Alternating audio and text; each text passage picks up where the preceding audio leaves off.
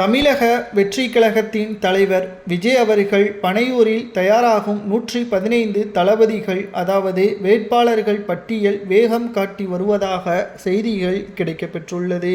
கிட்டத்தட்ட சட்டசபை தேர்தல் நடைபெறுவதற்கு இன்னும் ஒரு சில வாரங்களே இருக்கக்கூடிய நிலையில் முழுவதுமாக தற்பொழுது கட்சியின் பணிகளை மேற்கொண்டு வருகிறார். விஜய் தனது கட்சியின் வேட்பாளர்களை தேர்வு செய்வதில் மிகவும் கராராக செயல்பட்டு வருவதாகவும் மற்ற கட்சிகளைப் போல பணபலம் அல்லது வாரிசு அரசியலை விட கல்வி தகுதி, நற்பெயர் மற்றும் தொகுதி செல்வாக்கு ஆகியவற்றிற்கே முன்னுரிமை கொடுக்கப்படுவதாக விஜய் அவர்கள் வேட்பாளர்களை சரியான முறையில் தேர்வு செய்வதாக தகவல்கள் கிடைக்கப்பெற்றுள்ளது.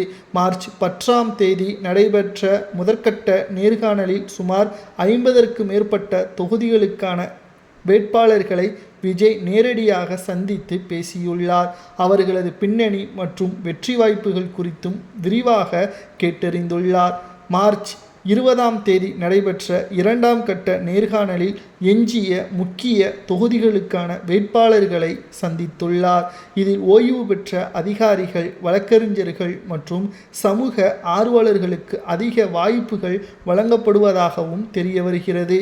நாளை பனையூர் அலுவலகத்திற்கு அழைக்கப்பட்டு 115 வேட்பாளர்களும் விஜயால் நேரடியாக தேர்ந்தெடுக்கப்பட்ட ஏ கிளாஸ் வேட்பாளர்களை அறிவிப்பு ஏற்படுவதாகவும் பொதுச் செயலாளர் புஷி ஆனந்த் அவர்கள் தரப்பிலிருந்து தகவல்கள் கிடைக்கப்பெற்றுள்ளது.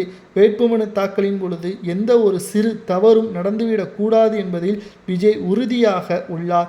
எனவே அவர்களது கல்வி சான்றிதழ்கள், சொத்து விவரங்கள், குற்ற பின்னணி இல்லாதது போன்றவைகள் அனைத்தையும் ரெக்கார்ட் போன்ற ஆவணங்களை சரிபார்க்கவே இந்த அழைப்பு விடுவிக்கப்பட்டுள்ளது.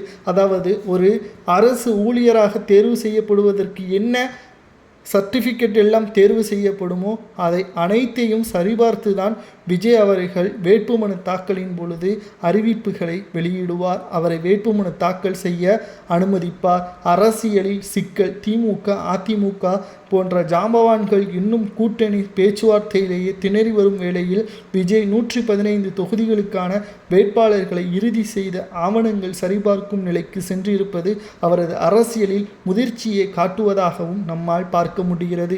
பலரும் அரசியலில் விஜய் அவர்கள் தோற்றுவிட்டார் என்று பல ஊடகங்களில் பல்வேறு விமர்சனங்கள் முன்வைக்கப்பட்டு வருகிறது. ஆனால் நிச்சயமாக விஜய் அவர்கள் சரியான பாதையில் செல்கிறார். இளைஞர்களுக்கான முக்கிய வாய்ப்புகளையும் வழங்கி வருகிறார் என்பதில் நம்மால் உறுதியாக கூற முடியும். 115 தளபதிகளை உருவாக்கியுள்ளார் விஜய் அவர்கள். வெற்றி வாய்ப்பு பிரகாசமாக இருப்பதாகவும் கூறப்படுகிறது.